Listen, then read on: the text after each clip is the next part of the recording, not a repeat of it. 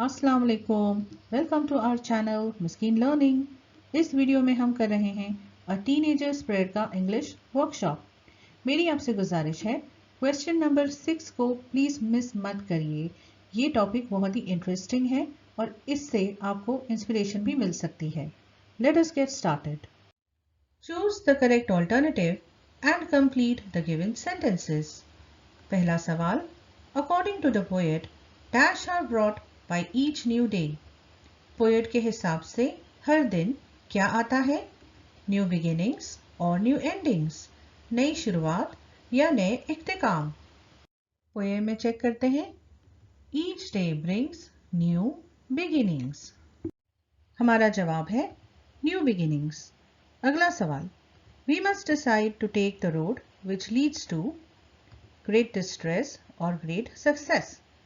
यानी हमें कौन सा रास्ता इख्तियार करना चाहिए जो हमें अजीम तकलीफ की तरफ ले जाए या कामयाबी की तरफ।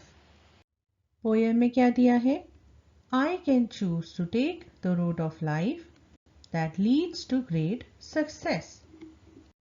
हमारा जवाब है ग्रेट सक्सेस। अगला सवाल, the poet prays to the lord to help him stand for what is might और right.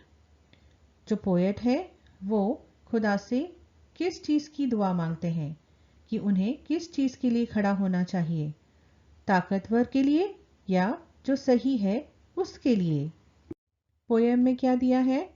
Help me stand for what is right. हमारा जवाब है राइट। अगला सवाल, the poet wants to see that his teenage years have been the dash years of his life. Poet क्या चाहते हैं? जब वो बड़े हो जाएं और अपने लड़कपन की उम्र की तरफ देखें तो उन्हें उनके बीते हुए साल कैसे लगने चाहिए? वर्स्ट और बेस्ट, यानी सबसे बुरे साल या सबसे अच्छे साल। हमारा जवाब इस हिस्से में है। When my teenage years are over, I know that I will see that life is lived its very best. हमारा जवाब है best. Find and write the pairs of rhyming words from the poem. Poem में rhyming words यानी हम काफिया अल्फाज कौन से हैं? हम काफिया अल्फाज क्या हैं जिनकी आवाज एक जैसी होती है? तो चलिए देखते हैं। मेक, टेक, सक्सेस, डिस्ट्रेस, सी, मी और वे, डे। हमारा नेक्स्ट क्वेश्चन है, what is the rhyme scheme of the poem? पिछले सवाल में हमने देखा था कि जो हमारी सेकेंड लाइन है और फोर्थ लाइन है उसके जो लास्ट वर्ड्स हैं वो राइम कर रहे हैं। पहली लाइन को देखिए, उसका लास्ट वर्ड क्या है? बिगिनिंग्स।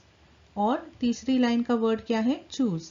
ये दोनों वर्ड्स आपस में राइम नहीं कर रहे हैं, राइम सिर्फ सेकेंड और फोर्थ कर रहे हैं।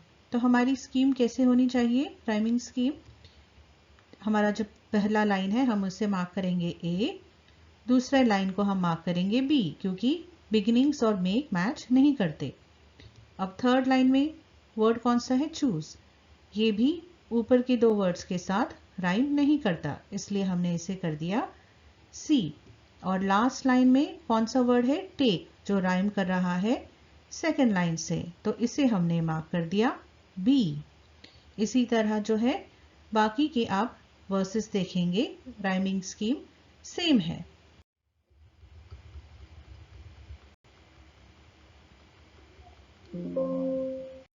Match the lines in column A with the figures of speech in column B. पहला सेंटेंस देखते हैं। Decisions I must make, इसका जवाब है inversion। ऐसा क्यों है? Decisions I must make अगर सही ग्रामर में लिखा जाए तो I must make decisions इस तरीके से लिखा जाना चाहिए, लेकिन पोएम में क्योंकि उन्हें राइम करना था इसलिए उन्होंने इस तरीके से लिखा है Decisions I must make, इसलिए हमारा फिगर ऑफ स्पीच है इन्वर्जन। सेकेंड स्टेटमेंट है, please open up my eyes dear lord. इसका जवाब है apostrophe. Apostrophe figure of speech क्या होती है? जब स्पीकर किसी से खिताब कर रहे हैं, डायरेक्टली बात कर रहे हैं किसी ऐसे इंसान से जो मरा हुआ है या किसी चीज से जो जिंदा नहीं है, या ऐसे इंसान से जो वहाँ उस वक्त मौजूद नहीं है उन्हें वापस जवाब देने के लिए, तब हम उसे अपॉस्ट्रोफी कहते हैं।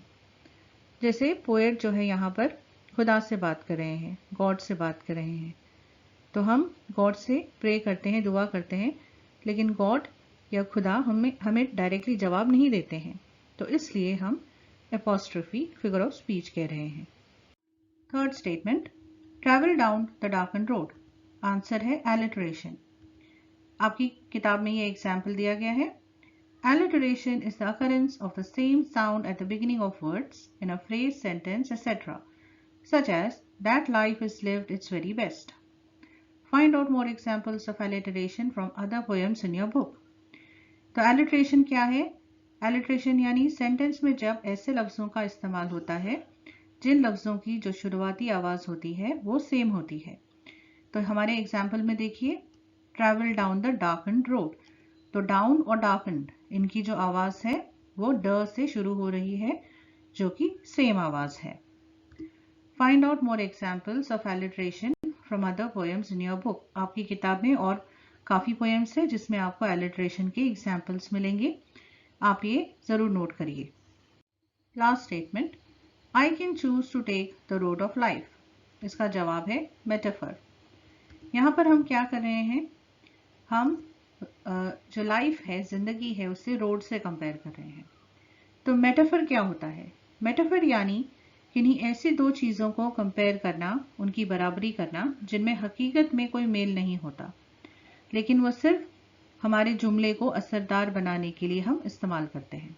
जैसे यहाँ पर हम रोड को जिंदगी से कंपेयर कर रहे हैं। रोड हकीकत में क्या होता है? एक कंक्रीट का बना एक रास्ता होता है और जिंदगी हमारा वजूद होती है। तो इस तरीके के एग्जाम्पल्स को हम मेटाफर कहते हैं। Elements of planning an interview. Group activity, form groups and discuss each element of planning an interview and prepare notes on each element. Interview अगर हमें प्लान करना है तो उसमें कौन सी चीज़ें होनी चाहिए, ये हमें लिस्ट करना है। सबसे पहले फॉर्मेट स्ट्रक्चर, तो हमें उसका ढांचा बनाना है। उसमें कौन सी चीज़ें होनी चाहिए इंटरव्यू में? Introduction. Introduce the interviewee and ask questions that allows listeners to understand why the person is being interviewed. Introduction यानी तारुफ करना, जिनका आप इंटरव्यू ले रहे हैं उनके बारे में कुछ बताना जो सुन रहे हैं उन्हें, ताकि उन्हें समझ आए कि इंटरव्यू क्यों लिया जा रहा है, इसका मकसद क्या है। Main questions. Start asking WH questions, what, why, when, where, etc. तो इंटरव्यू में हमें कुछ अहम सवाल पूछने होते हैं जो हमारे इंटरव्यू के थीम से रिलेटेड है। Third, conclusion. Concluding questions that involve future plans of the interviewee और any other message that needs to be conveyed. तो जिनका हमने इंटरव्यू लिया है उनसे हमने सवाल जवाब किए, उनसे हमें मालूमात मिली जो उन्होंने हासिल किया, जो मैसेज वो देना चाहते हैं उसके बारे में। और आखिर में हम उनसे पूछेंगे कि जैसे अब आगे आपका क्या प्लान है, आप क्या करना चाहते हैं, या आगे के लिए या बच्चों को कुछ मैसेज देना चाहते हैं, इस तरीके के आप सवाल पूछ सकते हैं। अगला पॉइंट है साइज, लेंथ, हाउ मच, कि इंटरव्यू कितना बड़ा होना चाहिए। Depending on the subject matter and the time availability we need to decide about the length of the interview. Typically 8 to 10 questions can be asked. तो ये depend करता है कि आप इंटरव्यू किस चीज़ के बारे में ले रहे हैं, कितना वक्त है आपके पास इंटरव्यू लेने का, लेकिन इन जनरल आपको 8 से 10 क्वेश्चंस पूछने चाहिए। Dos and don'ts, rules and regulations, हमें कौन से रूल्स फॉलो करने चाहिए जब हम इंटरव्यू लेते हैं, कौन सी चीज़ें करनी चाहिए और कौन सी चीज़ें अवॉइड करनी चाहिए। Do thorough research on the topic before beginning the interview. Interview शुरू करने से पहले आप किस चीज़ के बारे में इंटरव्यू ले रहे हैं उस पर आप रिसर्च करिए। डू आस्क क्वेश्चंस रिलेटेड और रेलेवेंट टू द टॉपिक। तो अगर आप किसी स्पोर्ट्स स्टार से इंटरव्यू कर रहे हैं तो आप उनकी जो महारत है उसके बारे में ही डिस्कस करिए, उस टॉपिक से आप हटिए मत। Do make the interview free flowing and not too monotonous. जब हम सवाल जवाब करते हैं तो एक जैसे सवाल नहीं पूछने चाहिए, उसमें वैरायटी होनी चाहिए। कभी कभार कुछ लाइट बातें भी होनी चाहिए। Do not be rude, always be polite. जब आप इंटरव्यू ले रहे हो तो आप पोलाइटली बात करिए, नरमी से बात करिए। Do not ask extremely personal questions. जो इंटरव्यू आप जिनका ले रहे हैं उनसे आपको ज़ाती क्वेश्चंस पूछने की ज़रूरत नहीं है। एक दो क्वेश्चंस आप पूछ सकते हैं, लेकिन उनकी पर्सनल लाइफ के बारे में हमें ज़्यादा जानकारी जानने की ज़रूरत नहीं है। Do not simply ask questions that result in just a one word yes or no answer. Ask thorough WH questions. जब हम इंटरव्यू लेते हैं तब हम चाहते हैं कि हम ज़्यादा से ज़्यादा जानकारी हासिल करें, तो हमें सवाल भी हमारा उसी तरह से फ्रेम करना चाहिए। अगर आप सिर्फ हाँ या ना में जवाब वाले क्वेश्चंस पूछेंगे तो हमें ज़्यादा जानकारी नहीं मिलेगी। इसलिए एक दो सवाल आप ऐसे रख सकते हैं, लेकिन ज़्यादातर जो है हमें WH टाइप ऑफ क्वेश्चंस पूछने चाहिए। Prepare a set of 10 questions to interview any successful teenager.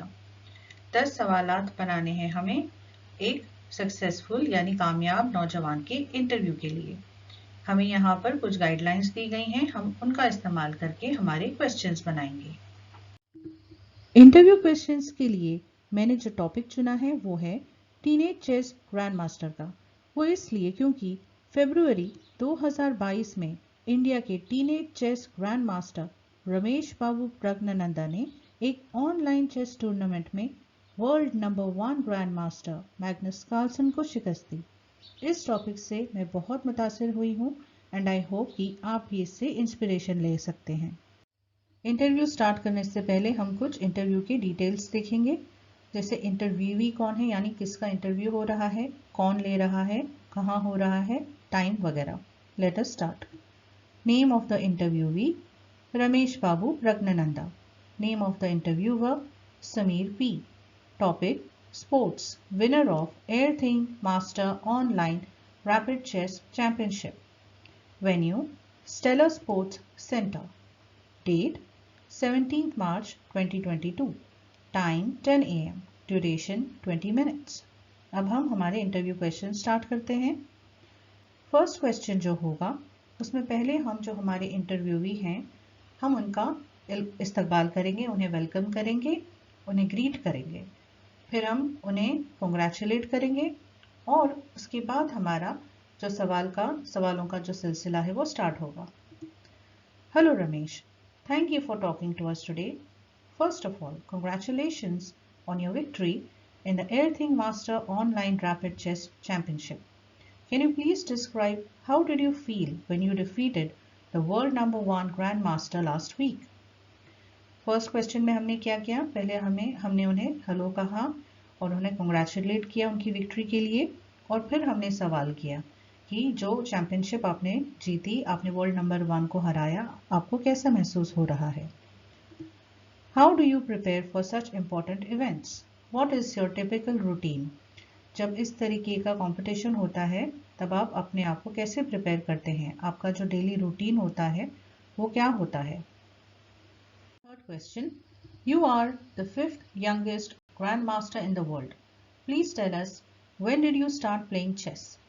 तो हम कह रहे हैं कि आप दुनिया के 5वें young grand masters in the world हैं, तो आपने कौन सी उम्र से खेलना शुरू किया। हम ये क्यों जानना चाहते हैं, क्योंकि वो छोटे हैं, उन्होंने 10 साल की उम्र में जो है पहला उन्हें ग्रैंड मास्टर का खिताब मिला था, तो हम ये ज़रूर जानना चाहेंगे कि उन्होंने कौन सी उम्र में खेलना शुरू किया था। Next question, which grade are you in? तो हम ये जानना चाहते हैं कि वो कौन सी क्लास में पढ़ते हैं। ये एक पर्सनल क्वेश्चन है, लेकिन हम क्यों पूछ रहे हैं, क्योंकि वो छोटे हैं, इसलिए जो इंटरव्यू देख रहे हैं उन्हें बहुत इंटरेस्ट होगा ये जानने में कि ये बच्चा कौन सी क्लास में पढ़ता है। Next question, who was your first coach? Who has been your biggest mentor? आपके पहले कोच कौन थे, किसने आपको पहले ट्रेनिंग दी थी? आपके सबसे बड़े मेंटोर कौन है, यानी आपकी जो स्पोर्ट्स की दुनिया में सबसे बड़े सरपरस्त कौन हैं? Who is your favourite chess player? Who is your biggest competitor? तो हम जानना चाहते हैं कि उनकी फेवरेट चेस प्लेयर कौन है और कॉम्पिटिटर उनकी कौन है सबसे ज़्यादा, जो उन्हें मुकाबले में चैलेंज करते हैं। Who was your biggest support in your preparations leading up to the tournament? तो जो टूर्नामेंट होता है उसकी तैयारी के लिए, उनका कॉन्फिडेंस बिल्डअप करने के लिए उनका सबसे ज़्यादा सपोर्ट किसने किया? Now that you have made your mark in the international chess arena, what is the next challenge for you? आपने चेस की दुनिया में, इंटरनेशनल चेस की दुनिया में इतना नाम कमाया है, तो अब अगला चैलेंज आपके लिए क्या है? If you are not a chess player, what would you be? ये भी एक पर्सनल और प्रोफेशनल का मिक्सचर क्वेश्चन है कि अगर आप चेस प्लेयर नहीं होते तो आप क्या करते। इससे हम जानना चाहते हैं कि उनके और क्या इंटरेस्ट हो सकते हैं। Do you have any words of advice for other young talent who are inspired by your victory? तो हम पूछ रहे हैं उनसे कि जो दूसरे नौजवान हैं जो आपके नक्शे कदम पर चलना चाहते हैं, आपसे मुतासिर हैं, उन्हें आप क्या नसीहत करना चाहते हैं? Read the poem. Write an appreciation of the poem in about 12 to 15 sentences. Appreciation के लिए हमें कुछ points दिए गए हैं, उनकी मदद से हम हमारा appreciation पूरा करेंगे। सबसे पहला point, title. poem का title क्या है? A Teenager's Prayer. Poet कौन है? J. Morse. Rhyme scheme क्या है? A, B, C, B. Favorite line क्या है आपकी poem में? Help, Lord, to just say no when temptation comes my way. ये हमारी फेवरेट लाइन है। थीम और central idea of the poem. The central idea of the poem is a teenager's wish to be able to make the right decisions that lead to success in life. The teenager requests the Lord to help him choose the right path and to bring out the best in him. नौजवान खुदा से दुआ मांग रहा है कि खुदा उससे मदद करे जिंदगी के सही फैसलों को लेने के लिए, जिससे उसे कामयाबी हासिल हो। वो दरख्वास्त कर रहा है कि खुदा उसे जिंदगी का सही रास्ता चुनने में सहारा दे और उसके अंदर की जो अच्छाइयां हैं उसे बाहर लाने में उसकी मदद करे। He seeks help from the Lord to keep his mind clean and avoid all temptations so that he can be fit to face life's challenges every day. The teenager is sure that when he grows up to be an adult and reflects back on his life, he will know he lived the best life with the guidance of the Lord through his teenage years. वो खुदा से गुजारिश कर रहा है कि उसे गलत चीजों से दूर रहने में मदद करें और जिंदगी की आजमाइशों को सामना करने के लिए उसे तैयार करे। नौजवान को पूरा यकीन है कि अगर खुदा उसकी रहनुमाई करेंगे तो जब वो अपने लड़कपन की जिंदगी को पीछे मुड़कर देखेगा, उसे एहसास होगा कि उसके जिंदगी के वो बेहतरीन दिन थे। Figures of speech, apostrophe, alliteration, inversion and metaphor. इसमें और भी फिगर्स ऑफ स्पीच का इस्तेमाल हुआ है। आप चाहें तो मुझे कमेंट सेक्शन में लिखकर दे सकते हैं या जानना चाहते हैं तो ज़रूर पूछिए। स्पेशल फीचर्स, स्पेशल फीचर्स यानी इसकी खासियत क्या है, इसमें कौन से पॉइंट्स यूज किए गए हैं, जैसे type of the poem, language, style वगैरह। The poem uses simple words to express the inner feelings and desires of a teenager. ABCB rhyme scheme has been used. There is use of metaphors to express the poet's thoughts. Next point है why I like or dislike the poem. हमें पसंद या नापसंद क्यों है ये poem? I like this poem because it talks about how a teenager hopes to become successful in life and take the right decisions with the blessings of the Lord. These feelings reflect the same that any other teenager might be feeling at this stage of their life. तो मुझे ये poem क्यों पसंद है? क्योंकि जो ये हाल बयान कर रहे हैं टीनेजर का, वही फीलिंग्स मेरे अंदर भी फिलहाल है, ऐसा जो टीनेजर है वो कह रहा है, कि इसलिए मुझे ये पोएम पसंद है। Compose a short prayer in English asking God to guide you in your teenage years. Later, you can even try to make the lines rhyme to give it a poetic form. अंग्रेजी में एक मुख्तसर सी दुआ लिखनी है आपको, जिसमें आप खुदा से आपके लड़कपन के दिनों के लिए रहनुमाई चाहते हैं। आप इस दुआ को एक शायरी में भी तब्दील कर सकते हैं, जो लाइंस होती हैं उनमें काफिया मिलाकर। अब हम दुआ शुरू करते हैं। Dear God, thank you for giving me the precious gift of life. ए खुदा, मुझे जिंदगी का कीमती तोहफा देने का शुक्रिया। We always need your love and support. हमें हमेशा आपके प्यार और मदद की ज़रूरत होती है। ओ Lord, I have many difficult decisions to make and I have so many doubts and fears in my mind. ए खुदा, मुझे बहुत सारे मुश्किल फैसले लेने हैं और मेरे दिलो दिमाग में बहुत सारे शकूक और खौफ हैं। Please help me choose the right path. बराए मेहरबानी मुझे सही रास्ता चुनने में मदद करें। This is my humble request to you to give me strength during this difficult phase of my life. मेरी आपसे गुजारिश है कि आप मेरे ज़िंदगी के इस मुश्किल दौर में मुझे ताकत अता फरमाएं।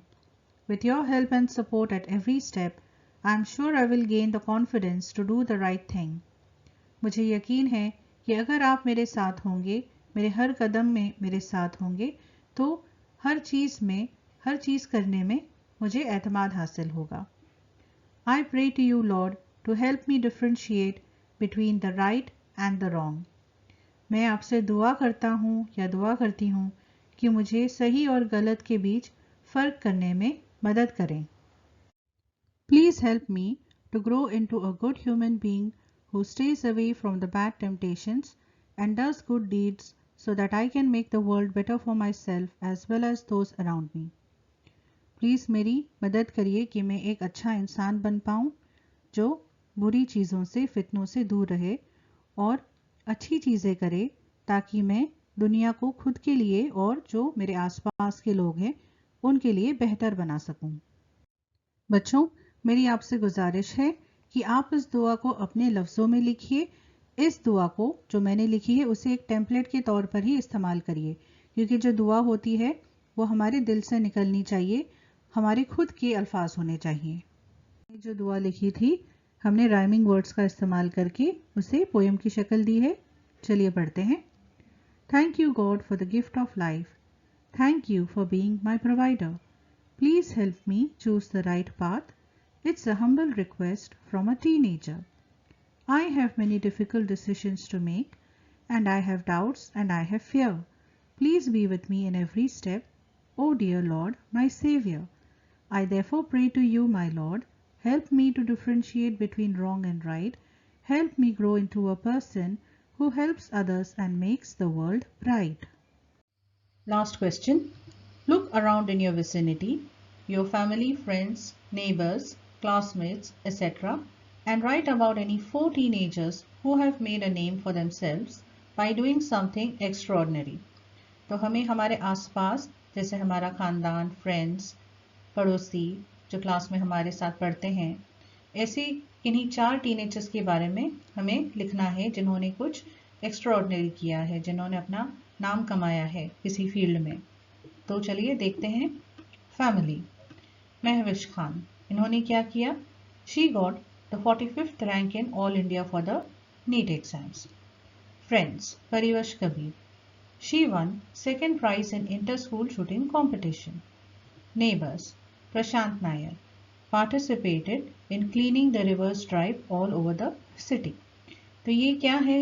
ये शहरों में सोशल वर्क होता है, जैसे अलग अलग किस्म की मुहिम होती है। तो उनमें से एक है कि जो गंदी नदियाँ होती हैं उन्हें साफ करना। तो प्रशांत नायर ने ऐसे एक कैंपेन में हिस्सा लिया था, जो एक बहुत बड़ी बात है। काफ़ी कम बच्चे होते हैं जो ऐसे सोशल वर्क के काम करते हैं। Classmates, Animol John, topper of international maths olympiad. ये जो ओलंपियाड कंपटीशन होते हैं ये हर साल होते हैं और इंटरनेशनल लेवल पर काफ़ी सब्जेक्ट्स पर होते हैं। तो हमने यहाँ कहा कि अनिमोल जॉन ने मैथ्स का जो कंपटीशन है उसमें टॉप किया। Thank you for watching this video. अगर आपको वीडियो पसंद आया है तो प्लीज़ इसे लाइक करिए, अपने फ्रेंड्स के साथ इसे शेयर करिए और हमारे चैनल को सब्सक्राइब करना ना भूलिए ताकि आपको इस तरीके के और वीडियोस हासिल होते रहें।